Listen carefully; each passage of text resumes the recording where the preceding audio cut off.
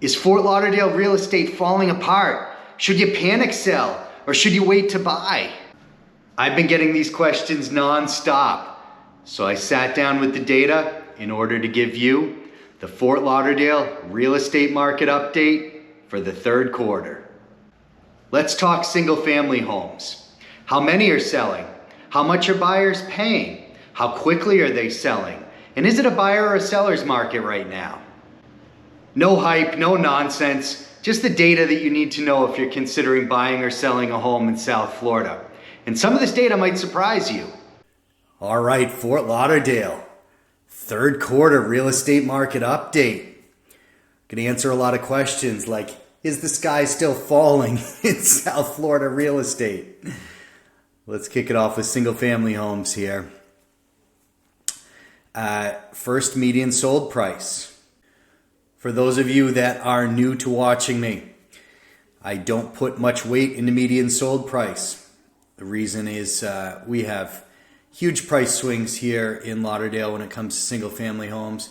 I just don't think it gives you an accurate depiction of the market. So we can look at it, but don't put a whole lot of stock in it. So here we are, $655,500. If we go back, we came up from $580,000 up to $655,000. So if you do want to put weight in this metric, we would be up year over year. Again, I don't really put a lot of weight into it. So let's go to something that I do think matters. Total number of properties sold in Fort Lauderdale. Now, of course, not a whole lot more important than how many homes are actually selling, right? I mean, kind of a big deal. So here we are at 141 once again. Let's look back to last year. 126. We're up year over year. 126 to 141. Not what you'd think if you were reading the paper, right? Or any other online news thing that says that Fort Lauderdale is in a free-for-all. Again, we're talking about single-family homes here. Are the sales on the lower side of this chart? Well, look, COVID messed everything up. If you look back, we're in almost 3 years now of, pretty range-bound. Between 100 and 200 sales monthly, right? That's where we've been at. So I don't think there's a whole lot of new information there for you. I think it's pretty level. Again, same thing that you've seen the last 3 years. Now, does this mean as a seller that you've gained a lot of equity over the last 3 years? Not really. No, I'm not going to lie to you. A lot of properties are flat to slightly negative on pricing over the last 3 years. It's the reality, man. Sold to list price ratio, for those of you that are new.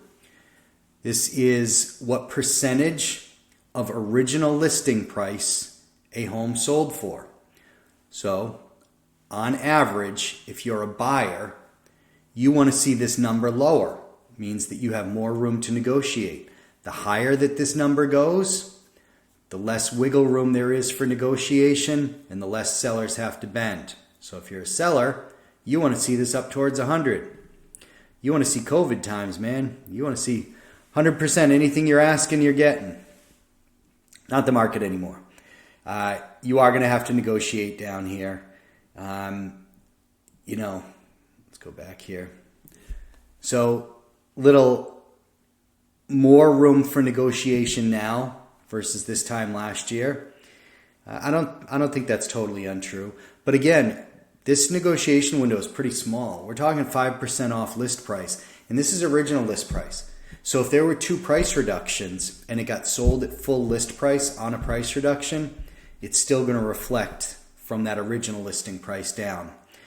So, an important metric I think to pay attention to just to see who the market is kind of favoring. Historically, if we could look back here and scroll more to the left, you'd see it doesn't look so dissimilar to this. About 5% off list. That's a kind of a realistic amount of money to negotiate off list price. Median days on market. So let's talk about who this is good for, who this is bad for. If you are a buyer, you want higher median days on market. Reason why?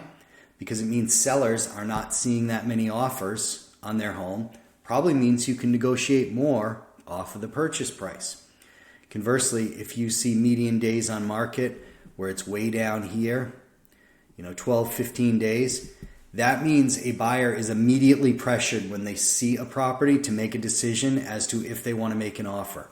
Back here, there was no window. There was no decision period. It was, we saw it on Monday, by Friday you got to know if you want to make an offer on it. That, of course, when you're up here at 60 days, that's dramatically different. That means if you're a buyer, a property that you saw 2 months ago on average is just now going into contract. Days on market is reflective of how many days it went from active to pending, not active to closed. So if you're a seller, you need to add 30 or 45 days on the back end of this to know on average how long it's taking to sell a property or for how long it's taking for you to get money into your bank account. Median price per square foot. All right, another stat. Don't put a lot of weight into this. Reason I say this real quick is just because, we have beachfront properties, we have intercoastal properties, and we have landlocked properties west of 95. This number is so not applicable to each of those. If you're looking for beachfront and you come to me with this 417 a square foot number, it means nothing. Absolutely nothing. I mean, we're not even buying a life raft for 417 a foot on the beach. So, I mean, look, that's just how this goes. So don't put a lot into it if you want to. The only thing I have been saying for a very long time now is what I'm seeing in the market is buyers do not want the fixer-upper. They want the already done for them product. The already done for them product, going to sell it a little bit more money. All makes sense, right? If you go back 406 a square foot this time last year, relatively flat. Sky's not falling. Sky's not falling. Total dollar volume, another one I tell you don't pay a whole lot of attention to. Reason why? We have a lot of high-end sales in Lauderdale. A handful of $10 million plus sales can really mess this up, and those happen. And then the next month it disappears, and this chart plummets. There's just not a high enough sample size with 140 properties transacting for us to give a whole lot of weight to this statistic, in my opinion anyways. All right, and on to the last statistic, which is my most favorite one. The one, if you give me one statistic that I can look at in any market that I'm going to want to see, months of inventory. So for those of you kind of new to this, on a national level, 6 months of supply is considered market neutral that favors neither buyers nor sellers.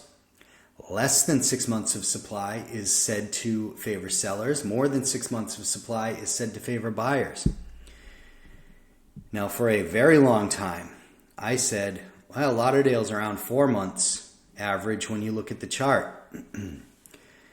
I got to tell you, as time is moving on, this inventory chart is looking more and more like 6 months might be we might be falling towards the national average here, where historically we fell below it.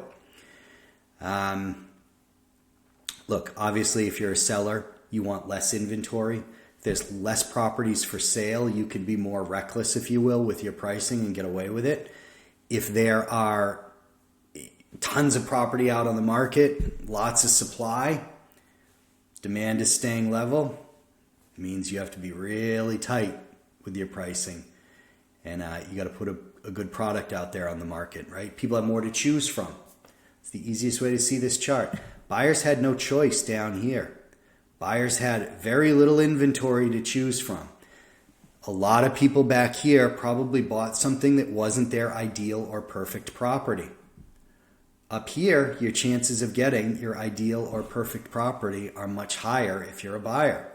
So, look, this is the pulse of the market. 12-month change, look, we're still up 20%. Are we leveling off? I think it's likely.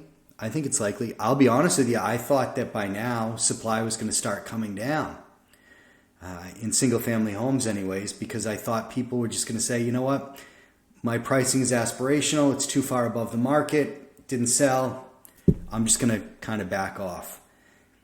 My opinion has become, because I talk to a lot of people interested in selling in Lauderdale, I think my opinion has shifted a bit more into sellers now just saying, well, what do you think I can get for the property? I give them a realistic number and they say, I don't want to go through the whole hassle of listing the house. I think I'm going to wait it out a little bit. And I think that could be some of what you're seeing for why we have the leveling off in the inventory levels.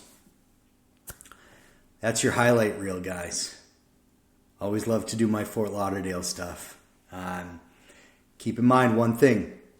Single-family homes are going to look very different from condos and townhomes on these charts.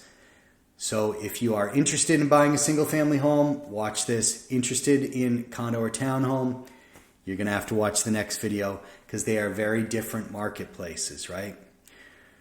All right, look. Biggest mistake that buyers make is overpaying. Biggest mistake sellers make, leaving too much money on the table. Work with me so neither one of those things happen. Give me a phone call, 786-443-7203. You can email me if you really want, Caseyprindle@gmail.com. You can text me if you really feel like it, but best way is a phone call or, hey, coffee or a cocktail. I'm always game. So let's go. Let's talk about some real estate. Get in touch with me, and I'll see you guys next quarter.